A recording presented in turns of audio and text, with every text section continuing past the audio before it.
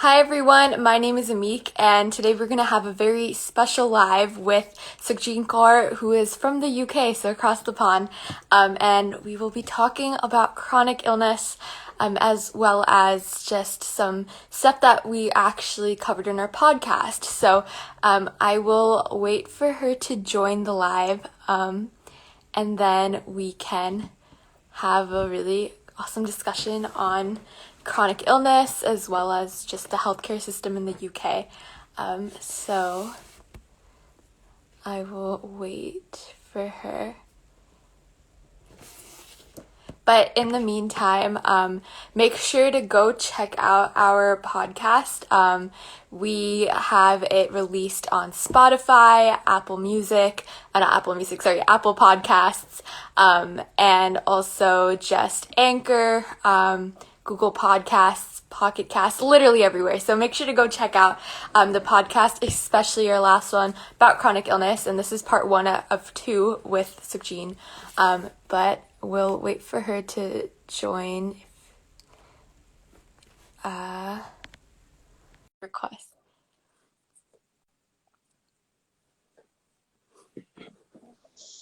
Hey, Hi, how are you? hi. I'm okay, yeah.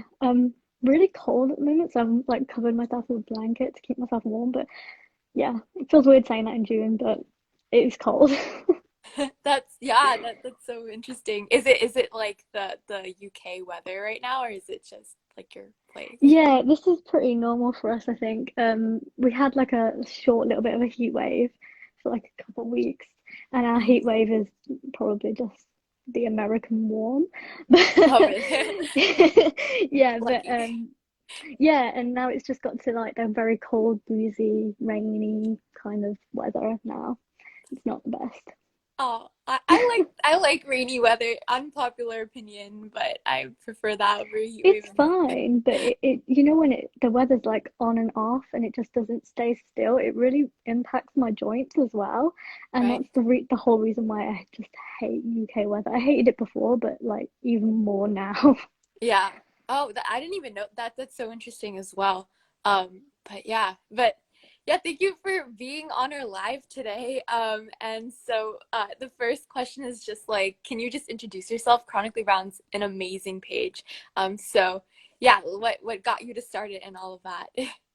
Yeah, so yeah, I'm Sukhjeen. I founded Chronically Brown. The main reason why I founded it was, I started the whole page because of my condition with rheumatoid arthritis, and I just wanted to meet other people with the condition. And once I realized, talking to people that like focused on the arthritis charities and stuff. And once I realized that they were just mainly white women, and I couldn't really connect with them, especially as well with the age as well. So I was at university, I was 20. It was a lot of things that I just didn't connect with, even though they had the same condition as me. Mhm. So I started speaking out about it, and then after a while, I got a few comments and messages from people who said the exact same thing as me, and that it is an intersection that not a lot of people really pay attention to or really care about. And I think I was just sick of hearing that after a while, and I Mhm. thought I may as well just try and do something about it. So I carried it on as an Instagram page. Now we're a non-profit. We've got like a small team of people helping out now, and yeah, hopefully one day a charity if things go well. That's awesome. So, what are some of the things that y'all do? I know you've expanded from an Instagram page and have like a series of workshops as well. Do you want to talk a little bit about that? Yeah, so the things that we have started are the workshops. So the workshops are like aimed at any South Asian community. We're starting with the elders in the South Asian community, and trying to educate them about disability, what it means, the different kinds of disabilities that you can come across, and also just trying to get them. We did like a bit of a myth busting component as well, which didn't turn out very well to start with. And the elders kind of just went, oh, I believe every disabled person can't walk, or they can't do this and they can't do that. And that didn't start off the best, but as the workshop went on, it did go back. It did get better, um, and that was the whole purpose of it, was to change their perceptions and the myths that are surrounding disability, and to try and get them as well, because some of the people in the group, I won't go into specifics, but Hmm. they were also disabled themselves, but they never considered themselves disabled, and it was kind of telling them what it was, if you do start to consider yourself as disabled, how that would change the perceptions within the community, and Hmm. how that would actually impact and help like grandkids, for example. um yeah, just stuff like that. It's been going well. We've got a few others planned that are hopefully going to be done in July. I can't believe we're in June. Yeah, the end of Yeah. June. And of But yeah, June. yeah, like yeah. So we're doing those in July, and yeah, we've been planning it for so long, and now it's like only a couple of weeks away. So weird. Yeah, yeah, it's crazy. I feel like time goes by very quickly, but also very slowly, especially in the summer. But Yeah. I think that intergenerational component is just so important, and it's so cool that you're able to address that as well. I think, like we even talked about this when we talked about like Yeah. ableism for the second part of the podcast.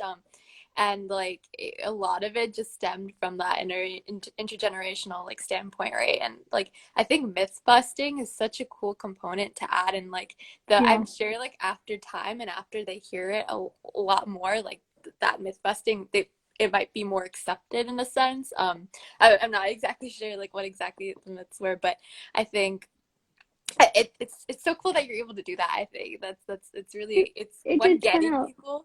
Sorry. Yeah, I was just gonna say it did turn out to be a lot of fun actually. Like Yeah. it was nerve-wracking at first, because just talking to the elders, it gets a bit like you kind of expect them to be a certain way and not be as open to it. But after a while, they were starting to shock me and started talking about mental health, and what they talked about autism for a while, and I was like, I didn't even know that they knew what autism was. Uh-huh. I thought that was something I'd have to explain, but it was a shocking but really nice shock that it wasn't all Yeah. left up to us as a team to actually educate them fully. Mhm. They had like a baseline kind of knowledge, which I think is like the only reason I'm saying this as well is because I want other South Asians to realize that it is a lot, they do know a lot more than we think that they know, and Mhm. it can be easier to talk to them about our conditions and our disabilities as well, because as soon as we start to stray away from that, it can then become like a little bit of a, I don't know how I'm describing this, but it becomes harder if we um stay away from talking about our illness as well. And Yeah. if you know that they are open to actually listening and understanding as well, and Yeah. we start the conversation first, it can be a lot easier Mhm. for those relationships too. Definitely. Yeah, I think it's amazing. And also just Yeah. getting like, because it was an elderly population, getting them on Zoom. I think that that's Yeah. also really cool that you're able to do that. It's like, it's great to see when like, especially when I see my own grandparents with like technology and like being able to, I don't even use WhatsApp. That's amazing to see. Yeah, Um, yeah, it was and fun. another question that I had was like, I'm sure there was also a linguistic component to it. So were these workshops in like another language? And if so, was it hard to translate some of those terms about disability into like that certain language and explain things? So we didn't actually do this, but towards the end we did get a few questions regarding this and certain terms. Now I can't really recall them because we did this in March, Hmm. but I remember them being asked, and it was something that we were quite shocked about, that they were aware that actually these terms aren't the nicest to come across, and it was all so this was a Sikh elders group, this Yeah. one specifically, so this was all Punjabi terms. Hmm. Um, and those were the kinds of terms that we weren't really expecting them to know, that were quite negative in the ways that we say them as well. But it was really nice that they acknowledged that on their own as well, and it wasn't something we had to bring up to them. Hmm. Um, so yeah, there was a slight component, and I think from, because that was our first workshop as well. I think from now on we are going to include that going forward, because it is really important part of it as well, that we use the right terms in multiple languages as well. Hmm. It will be a it will be a hard one to get across though. Yeah, I can just see it being a hard one because we normalize those terms as well. Yeah, no, that I think that that's also very true. There's like a whole list of things with like very bad connotations as well. Yeah, I know, especially in terms of mental health, I've seen that a lot with the terms that are used, and but yeah, I'm not very familiar. That's why I was very curious to see that as well. I think the linguistic part is always the hardest. At least for me, I'm not very good at speaking Punjabi. Very rarely. honestly, me I too. try. Um, so that I think that's been my biggest thing whenever I interact with others. So there's that. The next question I had was about the NHS. So I know you talked a little bit about like the anonymous, pseudonymized data. Can you expand a little bit more about that? And I'll be back in like 1 second. Yeah, no, it's completely fine. So yeah, it was mostly my own opinion. This feels really weird that it feels like I'm talking to myself now. But yeah, I feel like when I was talking about it, it was probably majority my opinion, but the way that they're going about it, the NHS and with this data collection, it doesn't seem ethical when they are only asking they're only taking our data without even giving us the right information, the full information, the information publicly either. They give the information and we find out through social media. At least I found that through social media. Actually, it was a WhatsApp message I got off someone, and I don't even speak to this person very often. And once I got that message, I was like, wow, okay, so how many people actually know about this NHS data thing? Because if we don't know about it, that's when it feels really unethical. And I think after I did a little bit more research, and apparently the government had said that it wasn't going to be sold on, and it was purely for research purposes, and then finding out actually they will be charging people to access the data. That's when I was just like, okay, this isn't something that I want to do. I will continue to take part in research because I know that the experiences that I've gone through and my disease and my condition as well is really important to be giving that information. Mm-hmm. But I want that autonomy to also be able to choose where I give it and what kind of information they're getting as well. Yeah, So those were my reasoning behind it anyway. Besides the fact that I never voted for this government, so it's yeah. less likely to trust the government, and I think that's completely fine to say as well. No, I definitely agree with your viewpoint. So I'm actually a data science student at my university, and like Oh, I really? had, yeah, so I had to take a whole class on data and ethics. And like, I mean, this was more on the perspective of tech companies, but we did talk a lot about the government as well.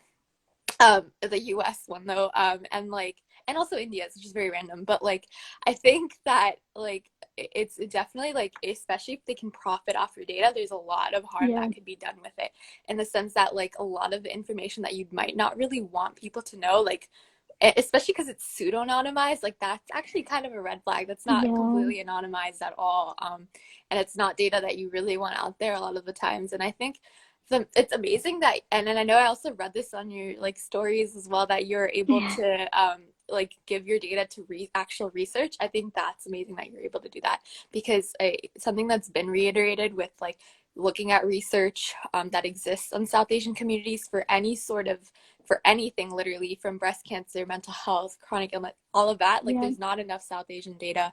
um so it's great that you're choosing to be able to do that and have more autonomy over who has that sort of data about you and who doesn't. And I think I agree with your viewpoint. I'm like, I think it's so good that like you're also even talking about this, the whole idea of data and being pseudonymized, not because these are conversations that a lot of us don't have, and a lot of the yeah, times, especially with like for example, I can talk more about like Facebook and Google and like how they have our data. A lot of the times people are like, well, like they have everyone's data, so it's like it doesn't even matter anymore. But it really does. I think it if you does, yeah. it's very intrusive. Like we don't even know the scope of the data that they have a lot of the times. So Yeah, yeah. and it's honestly the whole point of diversifying the results of everything that the research and everything that goes into it. I don't know the correct term, so if I'm saying it wrong, I'm sorry. But I'm very passionate about that, and it's really something that I hope to bring into Chronically Brown at some point as well, Hmm. to encourage more South Asians to actually take part more in research, whether that's like doing simple surveys online or if that's focus groups or anything like that. Yeah. It's so important because that's when it changes things for us. Like I have noticed doing this work that not that there is actual studies about this, but it does seem like it's very like autoimmune diseases and IBD specifically, they seem like they're very prevalent in our community, but yet we only seem to talk about type 2 diabetes and Yeah. cardiovascular disease. And although they are very prevalent and we do have studies about them, we need Hmm. the studies about the other diseases too, so that we can come to the root of the problem and actually just bring a bit more awareness about it as well. Hmm. Um, yeah, that's why I'm so passionate about it because I've just seen too many South Asians being diagnosed with these conditions and it doesn't seem right anymore. Yeah. Yeah. And also I think with more research, there's a whole cultural component to a lot of this that we like never Yeah, address until we like, you know, do the research on it. Like for example, like what I'm very well versed with is the South Asian studies specifically towards breast cancer, because that's actually kind of why the page even started me reading that. And like these papers literally say like we need more, we don't have a lot of data on this, we need more data, but they still have a paper, wow. which is great. um and like a lot of these papers really center on like the cultural like stigmas, the specific stigmas that really contribute to people not getting checked on time, especially women in the South Yeah, Asian community. And you had this in your recent post as well, where like until symptoms are really, really like they hit, you won't like, especially women in the South Asian community are like sometimes the last people to get these tests done to diagnose whatever is going on with them, just because there's either like they're too focused on family, they're just too scared to check all of this stuff, or like there's just a whole yeah, list of stigmas out there. So it's even with chronic illness, like I haven't looked to see if there are any like specific research studies on it, but it's definitely like a huge like cultural component piece is so important. Plus the genetics definitely. piece, like I don't. I think that's also something that's really under researched, because like sometimes I know, for example, with breast cancer again, like there's not a lot of South Asian data on it, so you don't know how prevalent BRCA is in the South Asian community, right? Yeah, So so important. yeah. No, I was gonna say as well, oh no, I've lost it now. My head's gone. This is the great thing about it. I'm actually in a flare at the moment. uh-huh. It's just been absolutely awful these last couple of weeks. But Uh-huh. I was gonna say something about research. Absolutely gone now. I'm sorry. I'm sure it'll come back to It's me. cool. It always happens to me. Yeah. I feel like I'm always going, oh wait, I want to say something. Oh no, never mind. Because Yeah. it goes out as quick as it comes in as well. It's the best part of being chronically ill. Yeah. Just there's always a lot of thoughts that go in Yeah. the conversation. I 100% agree with that. Um, I guess some other thought that I had also as well is, and do you remember what you were thinking? Um, Carry on. like I guess like it'd be so cool to just compile some sort of database with like different research studies that like Hmm. we need more representation for, like we can join in, or like specifically South Asian research studies. I know there are like in the US there are two prominent ones, but they're both centered, at least one of them's really heavily centered around diabetes, type 2 diabetes, Yeah. cardiovascular disease. So yeah, that it is really, I think that's also a whole problem in its own. Like it's very normalized to have diabetes at this point in the community, which is not okay at all. Like that shouldn't be Yeah. normalized. Um, but yeah, I think that has a whole another set of interventions, and I'm glad that there's research on that as well. So there's that win, but I think we need more, especially because Yeah. I think the South Asian community is huge. It's like one of the biggest populations in the world, so it really does matter if we're making up so much of the world. We need more research on it. Yeah, no, definitely. I completely agree. We need the research, and it's not just the research in specific conditions. We need them in all of the conditions, but mostly, at least even just explored for a little bit, because if I'm seeing it as someone that's not really in that area of expertise, then it must be a problem. Uh-huh. It's just, I don't know, it seems like things are very tunnel vision when it comes to research, and it's you can do this but you can't do this, and this is coming from a psychology background, so I'm probably not the right person for the medical stuff. But Mhm. it does seem like it is very tunnel vision, and the data isn't always there, and I'm seeing it, but it needs to be better. It really does need to be better. And alongside that as well, I've seen so many charities for these diseases and stuff that aren't actually including any diverse communities in them. It is mainly white Hmm. populations in them, Yeah. and that also contributes to it because they're the ones that could be starting it off, for example. Hmm.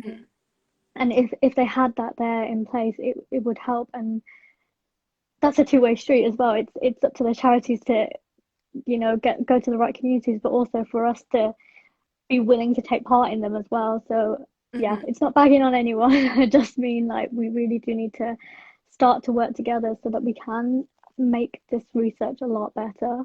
Hmm. Yeah.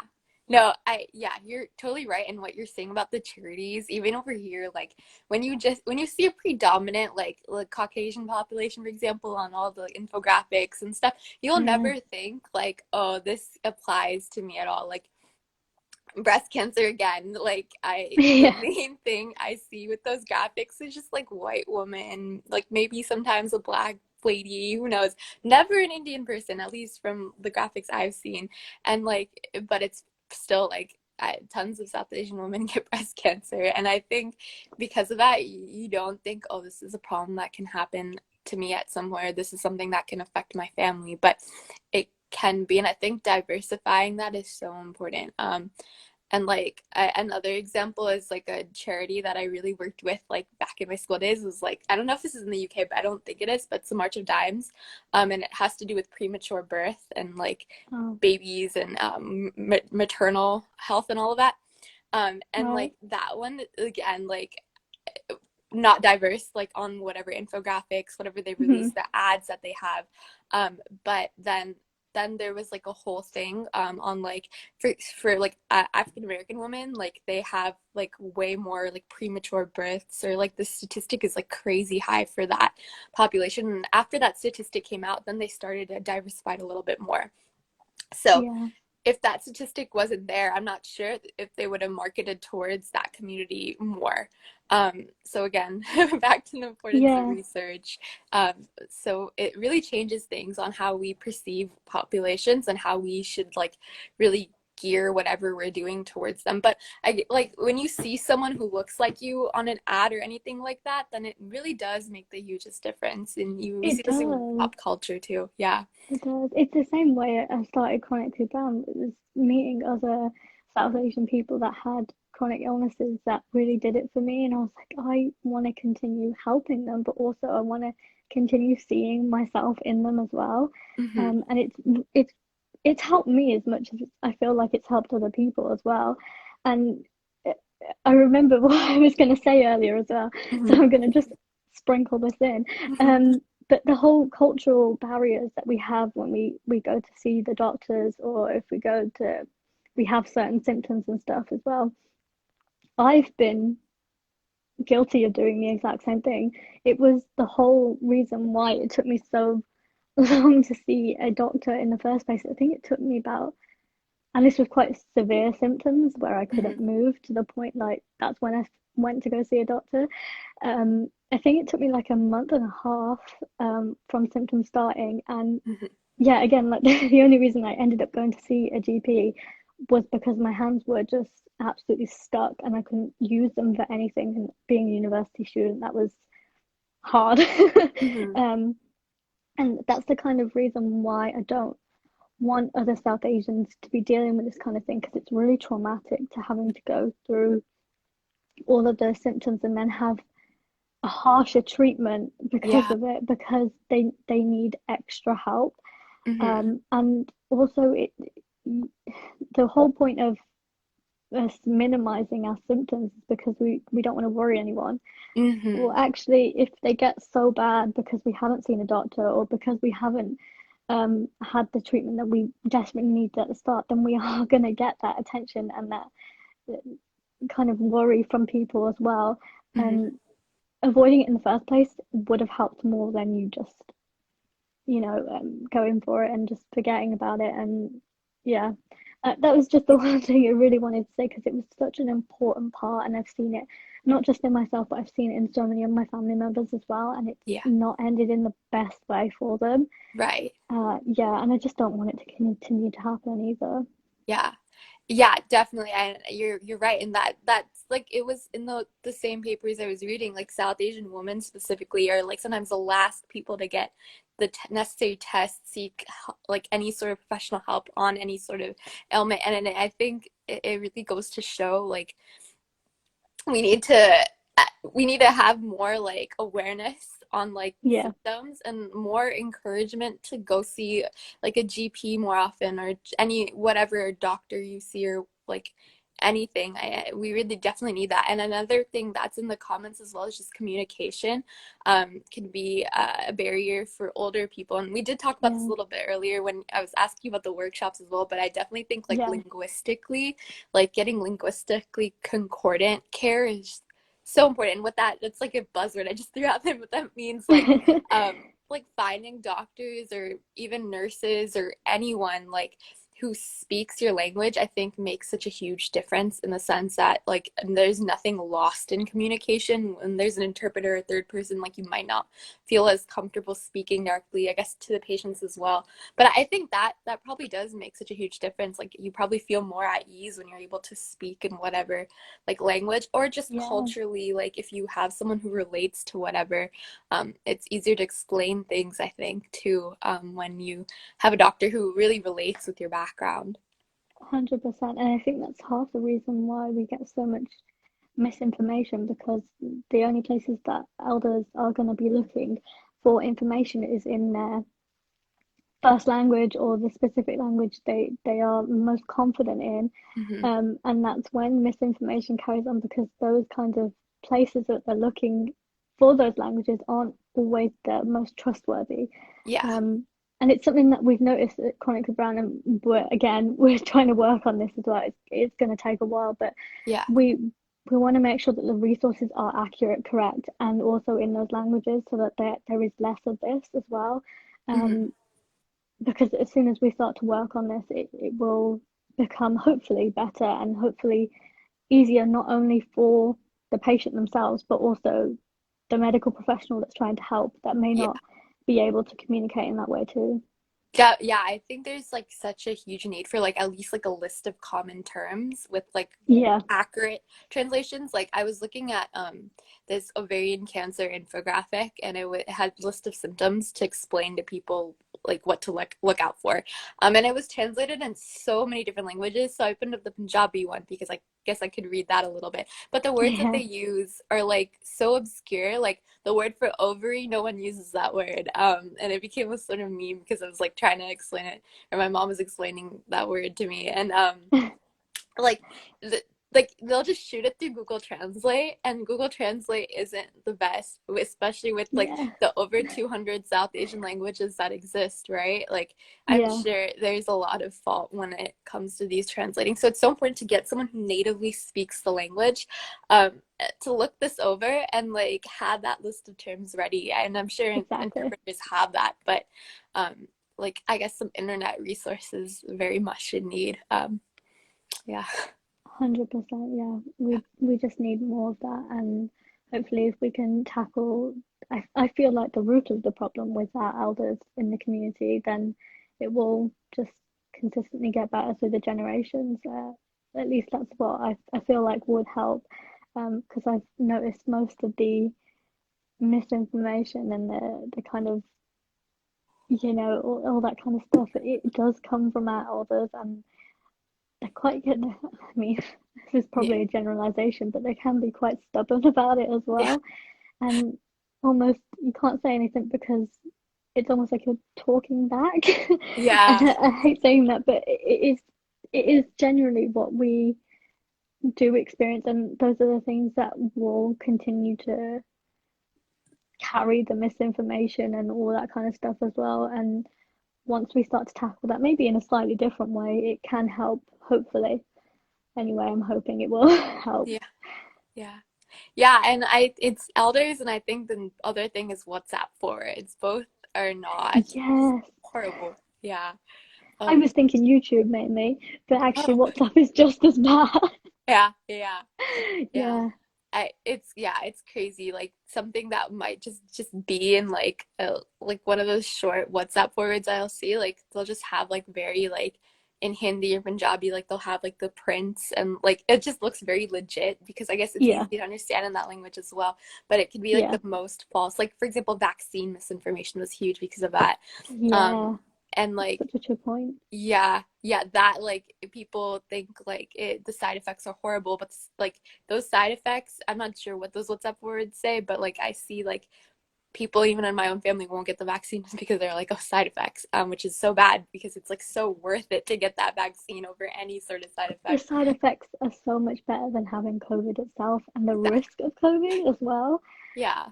That's what I kept saying to myself as well, just because like when I had the vaccine, it wasn't the best, especially because of my condition and the medications I was on.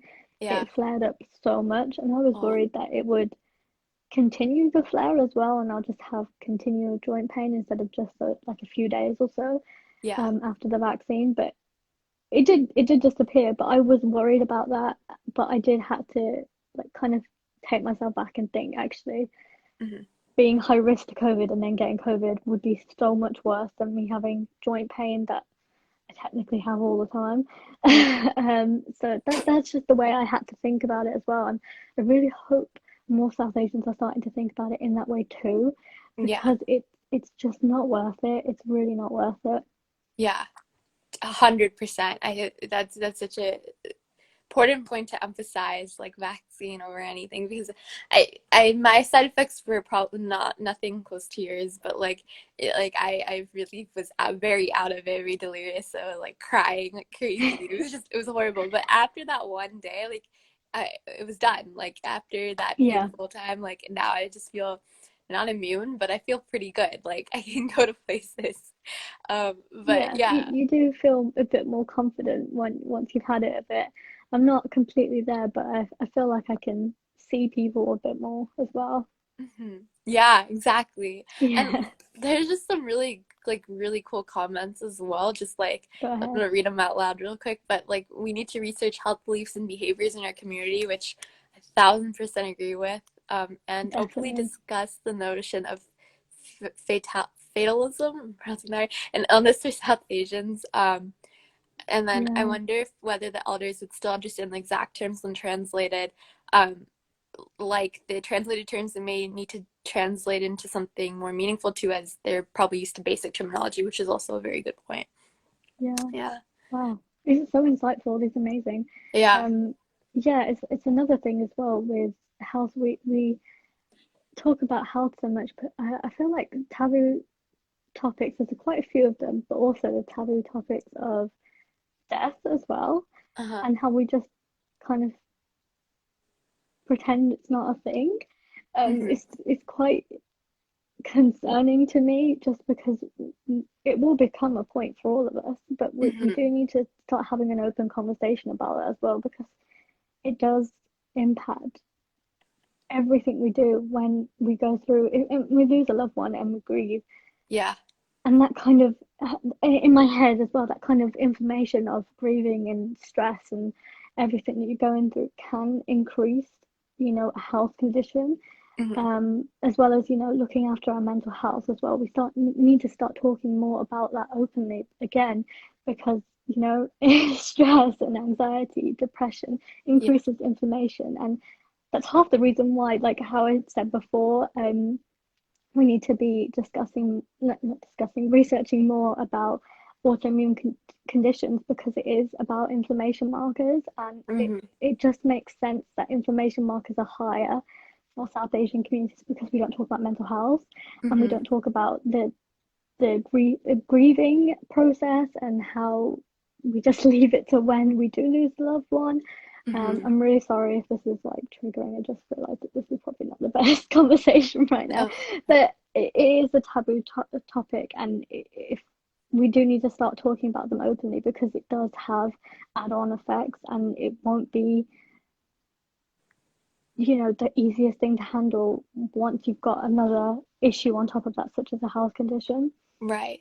Yeah, I like when you're talking about the grieving process, and I know you even said this a little bit in your podcast, like you went through your own grieving process, like about yourself, and I think Yeah, um yeah, that was what that was such a different perspective and something I really remembered here because it was like I had never even thought of chronic illness in that sense. So there was that. But in general, with grieving, especially because the Delta variant was so high in India, and like yeah, a lot of us have lost someone in this pandemic.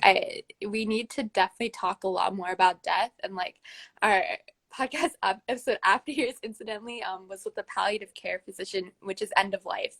yeah, And she was talking about that too. Like we don't have these conversations, and I think a lot of it is just like one thing is like if you talk about death, that's like bad luck in quotes, right? Like, yeah, yeah, like if you talk about it, you're basically wishing it upon yourself or something like that, which is not, as you said, it's a part of life, but also we need to definitely talk more about it because it's a tough thing to talk about. But once these conversations start, especially with the grieving process, like you need to have support for one another in those. And if you're not able to openly talk about like you're grieving, it becomes so much harder to heal, I think. And yeah, I think this is something that a lot of us can relate to during these times, and it's just so yeah, important to talk about that. And I'm like, there's a resource also on our page specifically to like supporting those who've lost someone during this is specific to the COVID crisis in India, but I think a lot of these points still apply in that sense, just like yeah. mainly supporting and being there for people.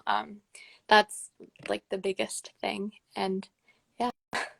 Yeah, I was just gonna say as well that yeah, I remember talking about grieving my old self when I was diagnosed and how that impacted me. And I never realized that I went through it at the time. Obviously, I've explained this in the podcast, but also something I think a lot of people don't realize when you are diagnosed with a chronic illness, it almost becomes quite of a happy thing. And I know it sounds absolutely wild that anyone would say that because I never wanted to be ill for the rest of my life, and most chronically ill people would agree with me as well. But having gone from being really healthy and having a very severe set of symptoms, and then all of a sudden having to kind of like deal with those symptoms and not sure what to do with them and having no answers to them, to then, you know, that very magical day when you do get diagnosed and then you're told, even though it is lifelong, you have got an option. You've got treatment plans and everything else, and you can do physio and all those kinds of things as well. Mm-hmm. It is really happy to go through. Like I know I was happy when I finally got an answer to all my symptoms, and I wasn't just gonna deal with it and have like painkillers thrown at me and just Yeah. for dismissed another time. And that is something again that not a lot of people realize that happens through chronic illness. We are actually quite happy when we finally get a diagnosis, especially if you've been undiagnosed for such a long time as well. I was lucky that it was only, I think, 3 months it was, Yeah. because I know so many other people go years and years without a diagnosis at Mm-hmm. all, and they just try to deal with it on their own because no doctor listens to them. Yeah. No, I remember you even talking about this during the podcast, like just I like probably forgot. no, like So not this sorry. much in detail, but like you talked a little bit about that uncertainty and like how like it took a while to get like a proper like reasoning for this. And like Yeah, I can't even imagine like because I'm sure like with these symptoms there's probably this sense of fear like what is this like yeah, what does this mean for you, or and if I'm in your shoes, like what does this mean for me, something like that. um so that's a really cool way of putting it as well. Like I'm sure getting that answer must mean so much because then you know what your, like you said, what your options are. Yeah. yeah, and Like you're also being validated from a medical professional as right. well. That validation actually really helps to know that you're not almost feeling crazy and you're not just making Yeah. it up in your head, especially because I know I did see this in a study, but I'm not sure how research this is, but I know so many other South Asians as well that go to doctors and are dismissed because they believe that we exaggerate our symptoms or that we're Yeah. making it up and it's just a mental health thing. Uh-huh. And because so many South Asians that go through that, and then finally to do get a diagnosis, it can be probably even more so elating to actually have a diagnosis and being validated in that way as well. Yeah. I like just two thoughts that come to my mind, and the first one Go is I on. feel um like when we have these symptoms, sometimes we're just told like, or like there's this culture to like, oh, suck it up, like you're a strong woman, like you don't feel Yeah, this, like you don't need to not burden others, but like you don't need to stress out other people over your own symptoms, which I think is like a bad mindset to have, because like if you have them, you have them, and then like it's again, this is why we seek that sort of treatment or these like diagnosis like, tests and stuff like later than we really like, we wait till it's yeah, like yeah. completely like out of control. That and like I think I learned this from your page, right? What you were referring to was like BB syndrome or something like that, right? Or am I messing this up? Oh yeah, it was so long ago. Yeah, I think I did that about a year ago now. Yeah, I I think remember. that's. I'm not even sure if they use it in America, but it is. I don't I think know they it do. is the study I researched. It was a term that is used and was created from medical professionals in the NHS. Ah, This is Mrs. Bibi syndrome. I'm pretty sure it was. Is that the one? I can't even remember I now. think so, yeah. I think I I need to please go send me over it that again. paper. Yeah. uh Yeah, no, I yeah. definitely will. But hearing that it came from a medical professional was just, yeah, it Horrifying. was crazy that it Yeah. was even normalized in the medical field and that it was okay for them to use. And also, I feel like it then had that knock-on effect that not even just the elder women in the South Asian community were dealing with that. It was also most South Asians were dealing with that, especially women as well, because Yeah. if you're just, a white woman, you're known as hysterical anyway because of apparently our periods or our hormones or always something to do with that. And then having this on top of, our ethnicity, our race, and all that kind of stuff, it adds to the problem. And you're probably right. It is probably contributing to why we don't go to doctors and we keep it to ourselves until the last possible moment because maybe Mhm. we think that the doctor will take us more seriously if we are, debilitated by the symptom itself as well. Yeah. Yeah.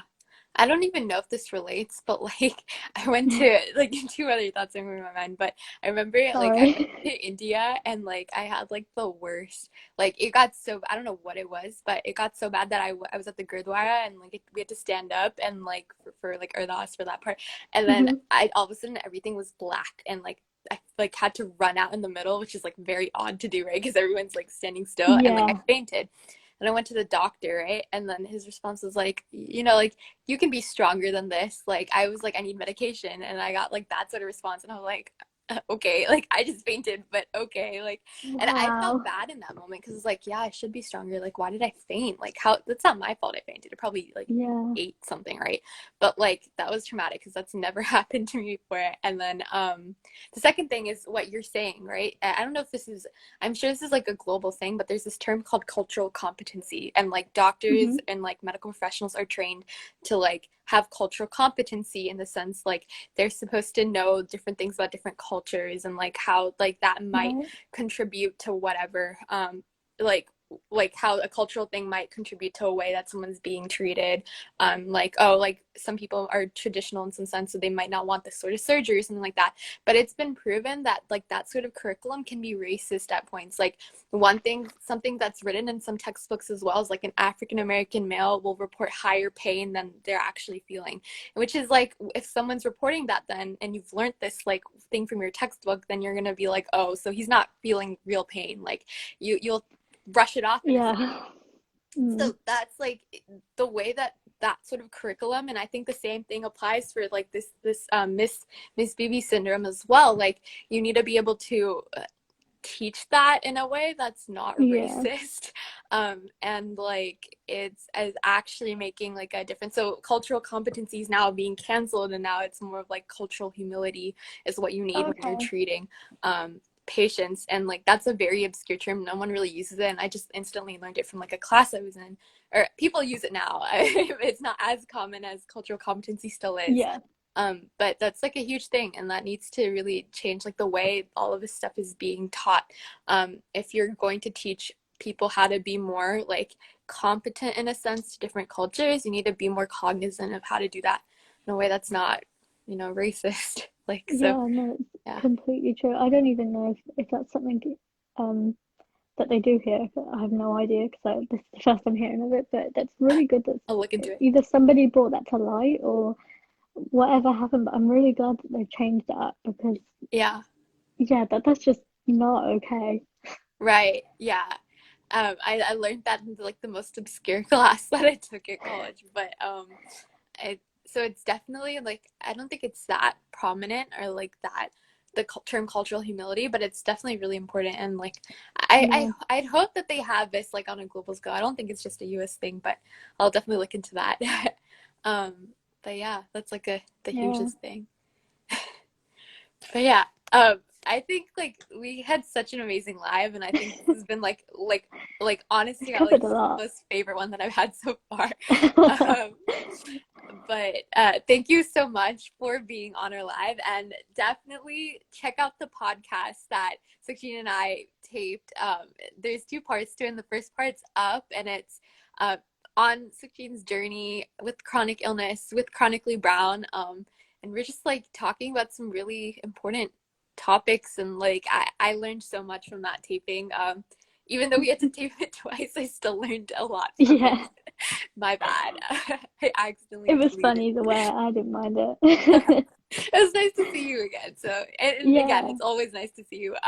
So yeah, thank you so much. And go check out the podcast. It's on Spotify, Apple Podcasts, Pocket Casts, Google, everywhere. I listed all this at the beginning too. And definitely go check out Chronically Brown, like her Instagram page. And then there's the website as well. Twitter at Chronic Brown. Yeah. Any other closing thoughts? I'm not sure to be honest. Perfect. But thank you so much for having me on it. This is actually really fun, and if you want to do one of these again, I'm happy to do more of these conversations. Like Yeah. they really do. I'm just really passionate about them. Yeah. So yeah, I'm always happy to talk about them, and I can tell you are as well. Yeah. Yeah, no, this is hands on such a fun. I don't know. I was gonna say cool and fun, and it turned into full, so that was a mess. But this is such a fun and cool conversation. Yeah, And yeah, I'd love to do it again. But thank you so much for being on our page, and yeah, I can't wait to keep in touch. yeah, definitely. Thank you everyone for watching as well. Yeah, Thank thank you. you. Bye. Bye.